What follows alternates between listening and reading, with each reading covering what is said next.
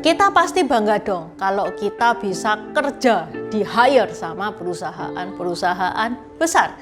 Di Chongqo juga begitu, bangga banget kalau bisa kerja di perusahaan besar seperti Alibaba, Baidu, Tencent. Tahu nggak guys? Akhir-akhir ini ada pembicaraan viral di mana pekerja-pekerja tersebut mengeluhkan sistem kerja yang dipakai hampir semua perusahaan-perusahaan di Tiongkok, yaitu sistem kerja 996 alias Jojo. Apa sih sistem kerja 996 itu? Tajani hao, namaku Intan, selamat datang di channel aku Dynasty. Kalau teman-teman suka kaos yang Intan pakai, ini model glow in the dark ya. Bisa custom nama marga doang atau full name. Nih ada model warna emasnya. Open PO sampai dengan tanggal 9. Available di Tokped dan Shopee. Linknya ada di deskripsi. Selain nama marga, ada juga karakter-karakter tokoh Chongqo yang lain. Seperti Wan Yu, Zhuge Liang, Cao Zhelong, Youku, Tiga Bersaudara, Dewi Kuan Im, Kera Sakti, Jazbao, dan lain sebagainya. Jangan sampai kelewatan ya. Oke, let's start. Sistem kerja 996 ini banyak diprotes oleh pekerja-pekerja Tiongkok akhir-akhir ini. Viral banget. Apa sih itu sistem kerja 996? 9 masuk jam 9 pagi, 9 pulang jam 9 malam, 6 selama 6 hari dalam seminggu. Tanpa cuti, insentif juga belum tentu dikasih. Ada yang ngasih, ada yang enggak. Bayangin ya, misalkan jarak dari rumah ke kantor itu 1 jam. Teman-teman tiap pagi itu bangun jam 7, makan, mandi, segera ke kantor, pulang dari kantor jam 9, sampai rumah jam 10. Jam 10 malam itu loh guys, paling kita cuman bisa mandi sama tidur, kita nggak bisa melakukan apa-apa. Yang jomblo gimana dapet jodohnya? Yang baru nikah kapan sempet bikin anak? Sebelum masuk ke sistem kerja Jojo Liu ini, tak kasih tahu dulu perbedaan budaya orang-orang di Chongqo sana sama orang-orang di Indonesia. Intan mau sharing pengalaman pribadinya Intan. Intan pernah kerja di hotel bintang 5 di Surabaya. Itu kan kerjanya shift-shiftan. Pas jam 5 sore, misalkan nih ya Intan pulangnya jam 5 sore. Pas jam 5 sore itu senior-senior itu sudah nyuruh pulang.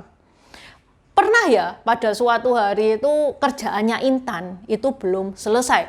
Maksud hati kepengen tak selesaikan supaya lego gitu, iya kan? Tapi senior-senior itu pada nyinyir semua. Ngomongnya itu udah enak, dibilang sok rajin lah, sok cari perhatian lah. Ya udah akhirnya Intan pulang jam 5 sore, tak lanjutkan besoknya kerjaannya. Padahal perusahaan itu nggak ngelarang loh kalau Intan mau kerja overtime atau pulang telat itu nggak ngelarang. Yang larang kalau pulangnya awal. Nah itu pengalamannya pribadinya Intan ya. Nggak tahu kalau teman-teman apa ngalamin juga kayak gini apa enggak. Tapi hal ini beda banget berbanding terbalik sama budayanya Chongqo. Kalau di Chongqo mereka itu tambah malu. Kalau pulang tepat waktu itu tambah malu. Mereka itu kebanyakan melebih-lebihkan jam kerjanya. Kalau pulangnya tepat waktu, image-nya itu males. Padahal nggak nyalain aturan. Memang jamnya itu kontraknya habisnya jam 5 ya mereka pulang jam 5 itu nggak nyalakan aturan. Tapi langsung image-nya itu males. Apalagi orang-orang Tiongkok itu mulai pegawai atasan-atasannya semuanya itu loh pulangnya telat semua. Lah kamu kok yang pegawai baru berani-berani pulang jam 5 itu cari masalah itu.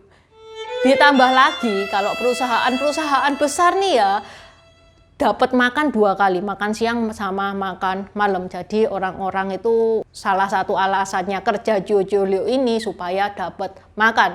Plus ada yang ongkos taksinya diganti. Daripada pulang jam 5 sudah disentimeni boys, pulang pakai taksi sendiri, nyampe rumah beli makan lagi. Ya udah akhirnya mereka wes kerja sampai jam 9 aja.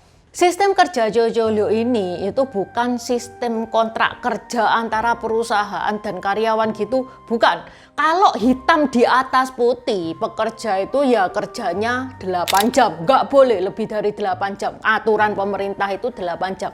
Tapi jam kerja fleksibel, ada tulisannya kayak gitu.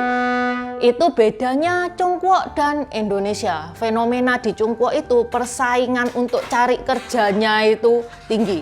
Kalau seseorang sudah dapat pekerjaan di perusahaan yang besar, yang pasti gengsinya itu dapat. Weh, aku kerja di Alibaba nih, itu yang pertama. Yang kedua, gajinya itu pasti besar. Ini sistem kerja Jojo Liu ini yang permasalahkan itu jam kerjanya, bukan gajinya. Dan tidak pernah ada keluhan tentang gaji yang kecil, apalagi di perusahaan-perusahaan besar. Nah, kalau lingkungan sekitar etos kerjanya itu Jojo Liu, sedangkan kamu sendiri yang baru bekerja di sana pulang jam 5 sore, nggak salah sih. Tapi ya gitu, sudah cacat di mata atasan-atasanmu. Pegawai-pegawai yang kerja dengan etos kerja Jojo Liu itu pasti lebih dipromosikan, lebih dicintai sama bosnya. Kenapa kok nggak keluar aja dari perusahaannya? Wis kerja di perusahaan-perusahaan kecil aja, nggak apa-apa lah. Yang penting kan bisa menikmati hidup. Loh, jangan salah. Kalau setelah resign ya dari perusahaan tersebut, meskipun kerja di perusahaan yang misalkan lebih kecil lah, itu belum tentu loh etos karyawan-karyawannya itu bukan etos kerja Jojo Liu. Jadi ya sama aja lah, keluar dari lubang buaya masuk ke mulut harimau. Menurut media pemerintah Chongguo, yaitu People's Daily ya, menurut surveinya di tahun 2013, 98,8% pekerja industri TI di Chongguo itu mengalami masalah kesehatan. Diperkirakan lebih dari 3/4 pekerja karyawan di kota-kota besar seperti Beijing, Shanghai, Guangzhou itu mengalami kelelahan akibat kerja, nyeri-nyeri di otot, dan gangguan susah tidur karena beban kerjanya terlalu berat. Menurut media Amerika ini disebut perbudakan zaman modern karena banyak yang meninggal akibat sistem kerja Jojo Liu ini. Seperti di tahun 2015 ada pengembang Tencent itu tewas saat jalan bersama istrinya yang lagi hamil karena serangan jantung. 1 tahun kemudian, wakil pemimpin redaksi Forum Tianya, usianya masih 34 tahun, itu juga kena serangan jantung saat dia berada di kereta bawah tanah. Pada tahun 2018, karyawan dari DJI Drone masih muda banget, 25 tahun, itu juga kena serangan jantung. Yang viral nih di tahun 2020, Desember 2020, karyawan Pintuoduo, masih muda banget, masih 22 tahun, cewek, namanya Nyonya Chang. Dia tiba-tiba pingsan saat perjalanan pulang kerja bersama teman-temannya, dilarikan ke rumah sakit, terus nyawanya nggak tertolong. Di Pintuoduo juga pernah ada satu kasus karyawannya ini bunuh diri. Loh, bunuh diri itu kan nggak ada hubungan sama kesehatan. Memang Jojo Liu ini itu nggak cuman menyerang orang secara fisik doang ya, secara kesehatan, tapi bisa menyerang secara mental juga. Makanya sampai ada yang bunuh diri juga di Pintuoduo ini. Jadi totalnya Pintuoduo itu sudah ada 2 korban. Yang pertama Nyonya Chang, yang kedua yang bunuh diri ini.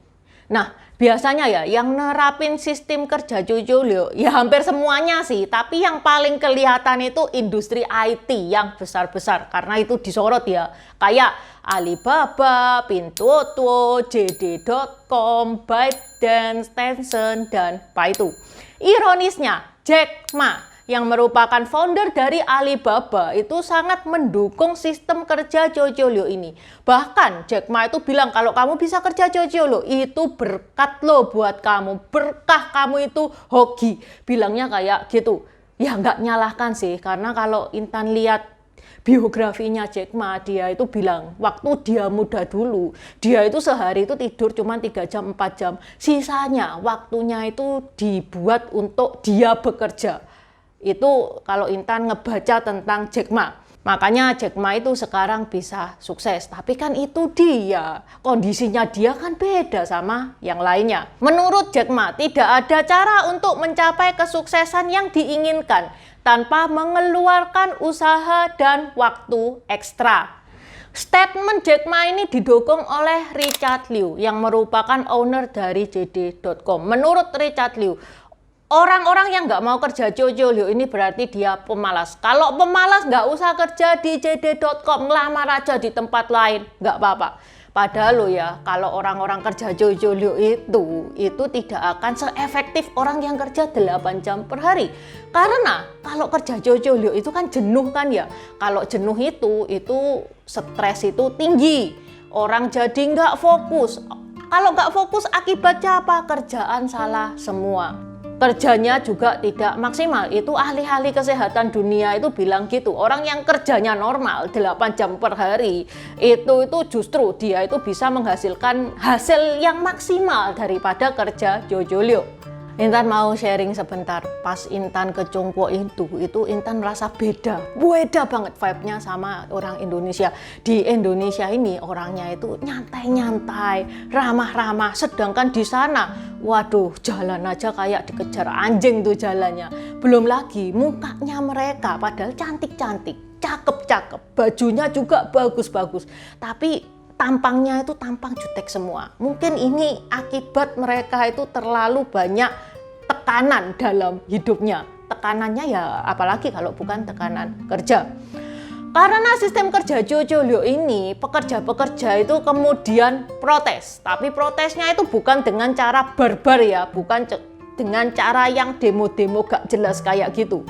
Para pekerja ini protesnya ini dengan cara ngebikin proyek di GitHub, yaitu jojoliu.icu. Kenapa .icu? Karena menurut mereka kalau kerja Jojo Liu ini diteruskan, mereka akan berakhir di ICU. Lambangnya kayak gini nih, konyol kan. Proyek ini dibikin pada 26 Maret 2019 dan per 9 April, belum 2 minggu loh ini, sudah mendapatkan 200.000 bintang. Ini kalau di YouTube 200.000 bintang itu kayak 200.000 like. Belum 2 minggu. Dan menjadi situs kedua terbanyak di GitHub yang mendapatkan bintang. Karena sudah viral nih ya, makanya sampai dibahas di Cehu, Sina Weibo, dan WeChat. Otomatis lebih viral lagi nih jojoliu.icu. Karena sudah mulai ngetren, sudah mulai viral, pada tanggal 2 April 2019 banyak perusahaan-perusahaan besar yang memblokir situs jojoliu.icu dengan alasan bahwa itu adalah situs ilegal, situs curang. Apakah kampanye mereka ini ada hasilnya, guys? Apakah jojoliu.icu ini ada hasilnya? Ada, minimal Vivo itu sudah tidak menerapkan sistem Jojo Liu. Dia nggak ngebolehin karyawannya pulang jam 9 malam. Kalau teman-teman gimana? Mau nggak kalau digaji 30 juta per bulan, tapi kerjanya Jojo Liu? Kalau pulangnya jam 5 boleh, tapi kalau pulang jam 5 bulan depan itu resiko dipecat. Ayo, kalau teman-teman dikasih pilihan, mau kerja gaji UMR tapi 8 jam atau 30 juta per bulan tapi Jojo Liu. Tulis ya di komen. Oke, sampai di sini dulu bahasan Intan hari ini. Semoga bermanfaat dan terima kasih sudah menonton. Buat subscriber baru, selamat datang. Terima kasih sudah menonton videonya Intan sampai habis. Intan sarankan buat teman-teman yang baru bergabung untuk nonton videonya Intan tentang pergantian dari dynasty ke dynasty. Ini nih videonya.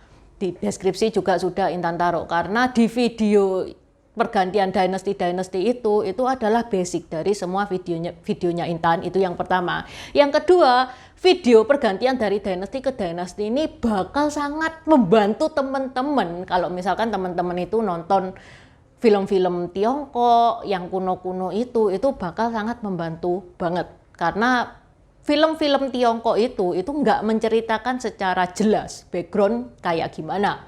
Terima kasih udah nonton channel ini sampai habis. Dukung aku terus berkarya dengan klik subscribe dan bunyikan lonceng di bawah ya guys.